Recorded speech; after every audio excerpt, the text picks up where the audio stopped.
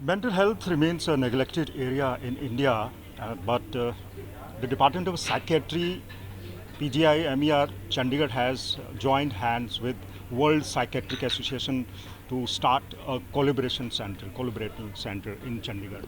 To find out more and to know more about the mental health issues, we have with us head of the Department of Psychiatry, Professor D. Basu. Mr. Basu, first of all, tell us how this collaboration center will function and what will be the motive. Okay, thank you. PGI has been granted this collaborating center status of the World Psychiatric Association, and it is one of the 9 centers all over the world, and in India the second center. Our job will be to work in liaison with other mental health people and also other public public health people in the area of public mental health in order to take a population health approach to reduce the prevalence of mental illnesses, to increase the awareness in general public about the importance of mental illness. As you said, it's a neglected area, so we want to enhance the awareness, to go for advocacy in the area of mental health importance so that we have more and more mental health related programs, and to which can be from school level to college level to various kind of workplace levels and in the policy making levels, and also finally to even go beyond mental illness and to focus on mental wellness, which means to promote mental well-being amongst the large sections of society. Professor Basu, please comment on the treatment gap because India is the second most populated country of the world. How many mental health issues are there? What type of issues are there? Whether we are getting the adequate facilities to treat the people with mental illness, and how do you view what type of scenarios there?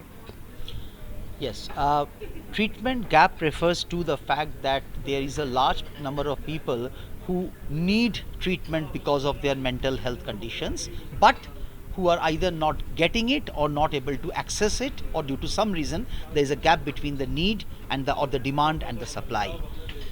In India, according to the National Mental Health Survey of 2016, which was the largest survey conducted by the NIMHANS Bangalore with the funding from the from the government of India, it was found that more than 10%, 10.6% of the adult population had a current prevalence of some mental disorder, which means 1 out of every 10 adult persons have a current mental illness. In fact, if you talk about lifetime illness, then the figure is even higher. It comes to almost 1 in 7, which is about 14%. So these are tremendous high figures. But many of these do not access or cannot get adequate treatment, and that treatment gap varies from condition to condition, but it varies between 70% to even up to 90%, median about 80%, which means 8 out of 10 people who need treatment are not getting treatment at the moment. Professor Basu, how a common man can benefit from this collaboration center? Will there be a public outreach program so that people can benefit from this collaboration, sir? That's an extremely important point raised by you. Yes, ultimately, at the end of the day, the final beneficiary of this public mental health has to be the public. It's the mental health of the public, right? So yes, definitely, although it will have to undergo several stages and steps, we cannot just go to a public and do a Jan Sabha kind of a thing, although that's an important thing as well, but we have to build up networks, we have to build up structures. It will take some time, but eventually, yes, public outreach is also, not eventually, even side by side, public outreach will be a very important part of the agenda of this mental health program as well, definitely. Sir, in our country, we do not have adequate mental health amenities. So, in general, whenever there are some mental issues, people go to the ojhas and these godmen. So, for a common man's language, can you please tell our viewers, if someone is facing a mental health issue, what should be the first step? For the common man, if one is facing a mental health issue, there are 2 things I would suggest. One is to come out of the stigma, because the first and the most dangerous thing about mental illness is that we don't want to acknowledge it.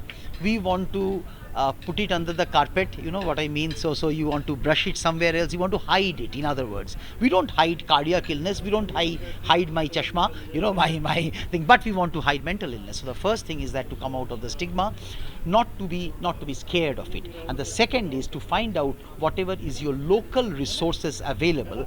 Local resources can mean general practitioners, because we can never find sufficient number of trained psychiatrists or mental health in the country as of today. But at least one can go to a general practitioner, one can start taking treatment. But the most important, the first point is not to be scared, not to hide it, not to push it. And that's not only for the patient but also for the family members, because many times family members also want to push it downstairs. That's the message of public mental health. Thank you. This was Professor Debasish who was telling us that if someone is having a mental health issue, one should not hide it, should approach the local psychologist to get the first-hand information and should start the treatment as soon as possible, as mental health still remains a neglected area in the country. With camera person Chandigarh, this is Manjeet Sehgal in Chandigarh for India Today.